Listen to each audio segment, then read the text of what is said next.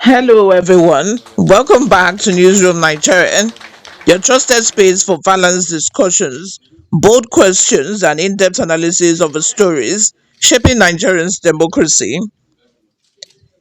If you're new here, please hit the subscribe button, tap the notification bell, and join our community of Nigerians who think deeper, not louder. My name remains Oluwayomi Temilole.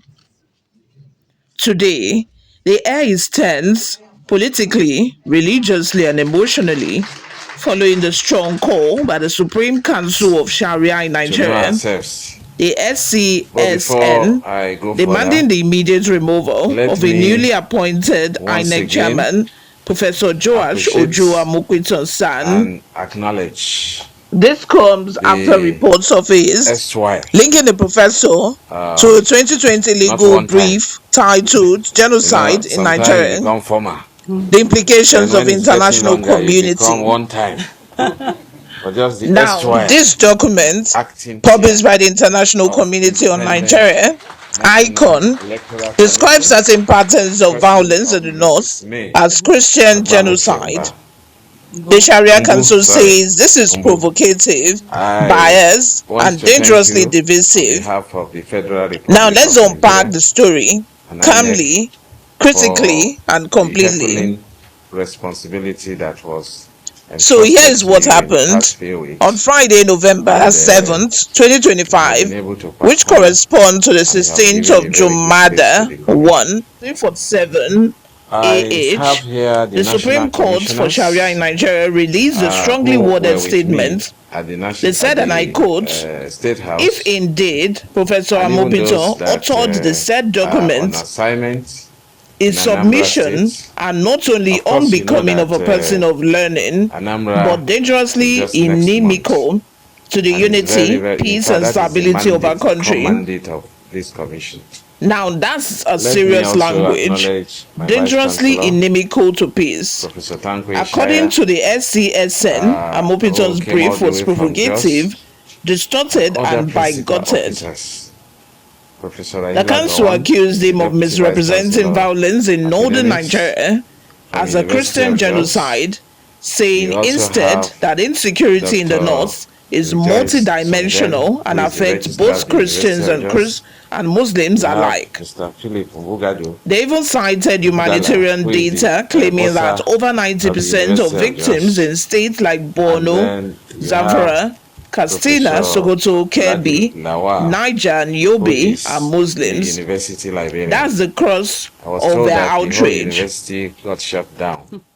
According to the Sharia Council, the violence ravaging northern Nigeria cannot be reduced to a religious conflict. They said it's about poverty, injustice, banditry, and failed governance, not Islam versus Christianity. And they were also deeply offended by what they described as Amupitan's attempt to link the insecurity crisis to the 19th century Jihad of Seki Uthman Danfodio. The council said, and I quote again, that Jihad was not a war of extermination, but a reform movement built on justice and knowledge, ideas still respected across Africa today. So from their own viewpoint, Amupitan's past writings raise serious questions about whether he can impartially oversee elections in a multi-religious country like Nigeria. They asked, can someone who was labeled northern violence as Christian genocide truly conduct free and fair elections in states that are predominantly Muslim? That's their central fear. And to be fair, in a country where elections already carry ethnic and religious tensions, perception matters almost as much as performance. Don't forget to like this video, drop your comments, and subscribe, because your perspective helps shapes this conversation. Who are INEC staff? Now, let's hear the other side. Supporters of Professor Amupitan, including some civil society actors and legal analysts, are saying, hold on. They argue that the council's reaction is exaggerated and maybe even politically motivated. I am happy to one senior lawyer told the press, and I quote, writing a legal opinion on human rights violations does not make someone unfit for public office. If anything, it shows courage to confront uncomfortable truths. And a deep sense of They insist that the professor was highlighting what he saw as patterns of targeted attacks, and that he backed his arguments with international law principles, not religious bias. Others had that calling for his removal without a fair hearing could amount to religious profiling in reverse, using faith as a yardstick to question competence. And as we mark the beginning of a new interesting, right? Because if Nigeria is truly a secular democracy, then neither a Christian nor Muslim should be disqualified for expressing an opinion as long as they act impartially while in office. In all our operations. So one could ask, I want to give you that are we judging Amupitan's paper or its present capacity to serve? As INEC. What do you think? INEC drop your thoughts and opinions in the comment section. Let's reason together. And hey, if you're getting value from this video, please don't forget to subscribe. It keeps independent voices like mine alive. That reflects the will now, of Nigerian people. Let's zoom out a bit. Why is this story getting so much attention?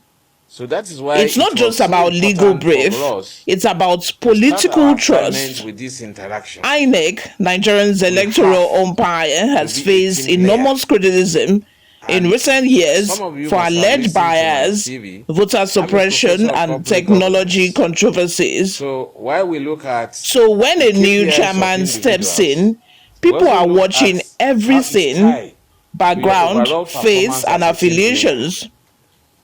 Some analysts argue that the SCSN's reaction might be a preemptive move, a way of shaping the narrative before Amupitan begins major electoral reforms. And improve our own process. Others see this as part of Nigerians' old problem, religion creeping into everything, even where competence should be the focus.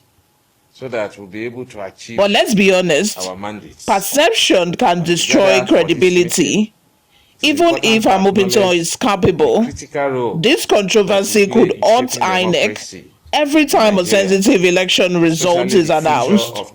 That's the tragedy of Nigeria's fragile trust system. It's not just another now, I spoke earlier with a political sociologist who told me something very powerful. He said, religious neutrality is not just about belief, it's about confidence. Nigerians must feel that their votes are counted by someone who sees them as citizens, not as members of a faith group.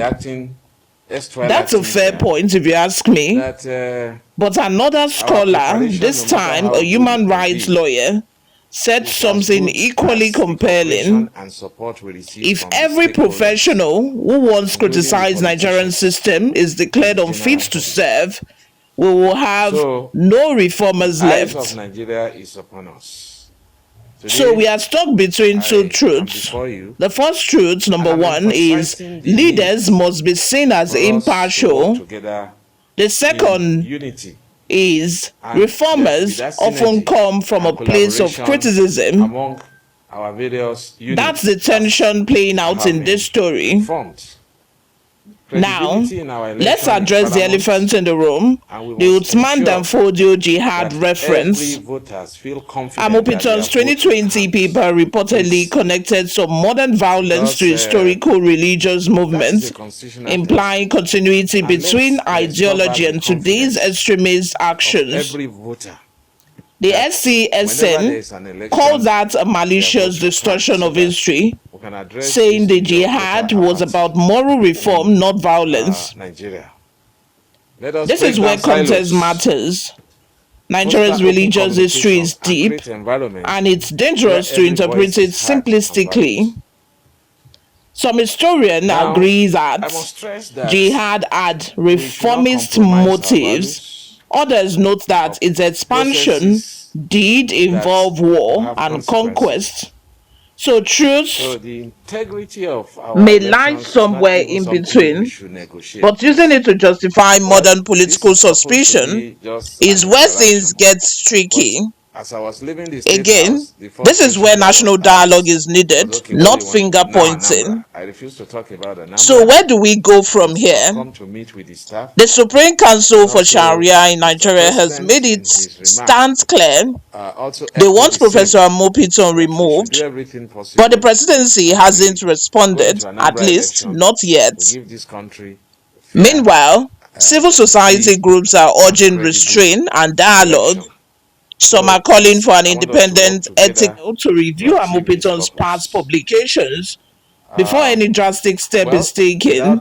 I don't want At to the take end of much the of your day, time, this story but I isn't want to just say about that one man. It's me, about how Nigeria manages staff diversity, welfare is going to be dissent, my and priority. democracy. Can we agree or disagree without demonizing? Can we critique this without being branded as biased? And can we build institutions that reflect both confidence and competence? I would love to hear your It is thoughts in going the to be comment a section. priority because Should we are going to Amupitan be stay or expecting step so much from aside? you. Do you think the Sharia Council So is you need justified also to do so much to overreacting? who you are Drop your expecting much honest from. review in the comment section So your welfare is going to respectively. be a priority. And if you found this And I analysis assure you that we'll useful, work please like, assiduously share, and subscribe. tirelessly to Every ensure click that helps our keep working independent conditions are journalism conducive alive in Nigeria. and that our My name staff are remains equipped with Oluwayomi necessary Timlola, and this has resources to been excel. Newsroom Nigeria. Until next time, stay informed, stay balanced, and stay united.